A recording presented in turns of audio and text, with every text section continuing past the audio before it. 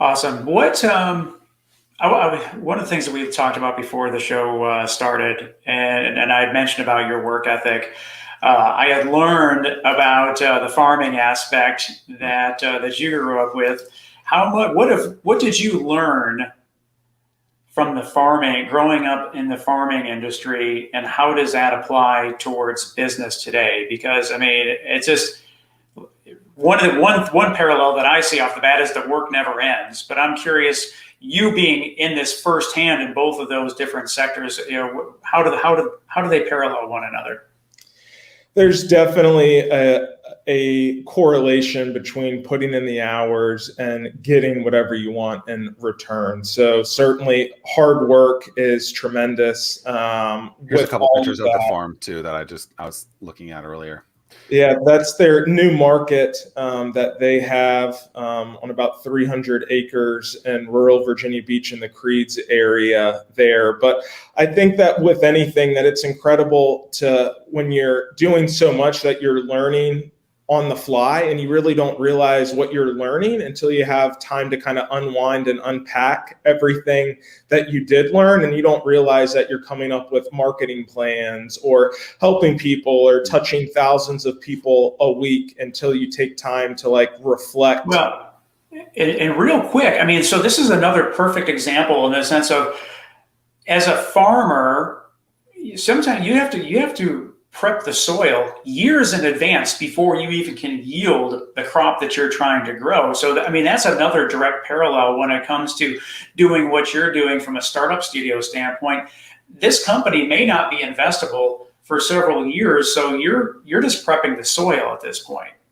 You're planting those seeds, absolutely. You could take apple trees, for example, where you have to place your order a year or 2 years in advance, and then you plant them.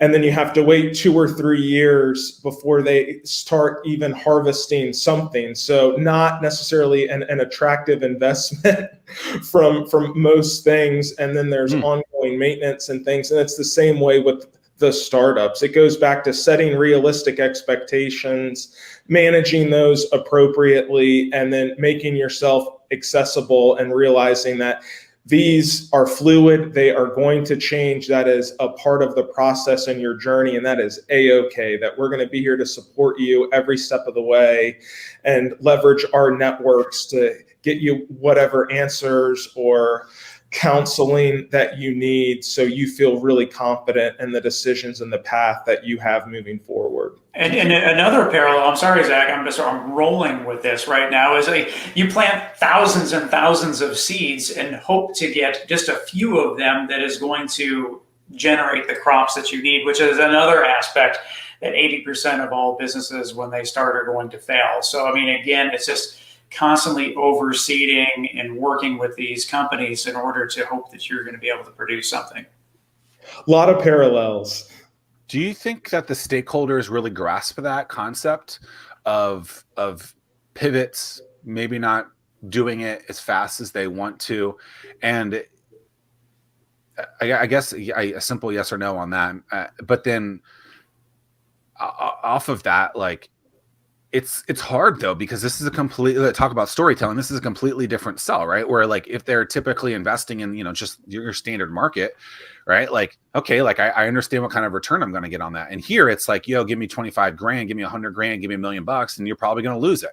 Right. So how do you grasp that? How do you sell that story to someone? Like, I mean, I don't think that's an easy sell, right? I think you have to find the right person in that. And I think that's something like, I remember when some of the funds that we raised with Hatch, I would go to these individuals who are wealthy individuals, and I would say, hey, I want your money. And then I'd be like, oh yeah, by the way, I'm going to lose all of it. And honestly, I think that helped me raise more money because they realized that, hey, like, we realize this is risky.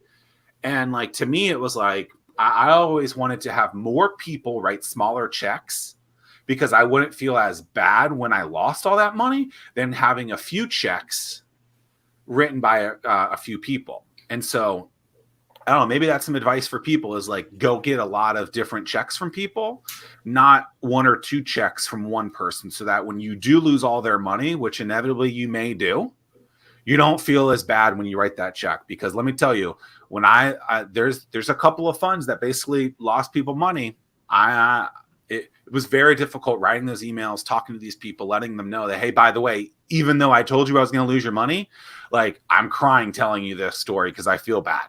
And that's a true story. Like, it was an emotional thing. I felt like I failed these individuals, even if I did, tell them I predetermined that I was going to lose their money too. But the numbers are certainly stacked against you, but we're doing everything that we can to change that rhetoric, to be able to make it so that 9 out of 10 startups won't fail there. And I think it goes back to we have kind of a walk, crawl, run mentality that we try to empower and teach our founders. And I think so many times the founders are just sprinting, running a marathon, and are so excited or that they feel this pressure to go out and raise funds and all of this stuff. And it's like they skipped over the walking and the crawling. So the foundation to scale and to get that kind of sets them up in a challenging spot there. And then I think most importantly that we very much subscribe to,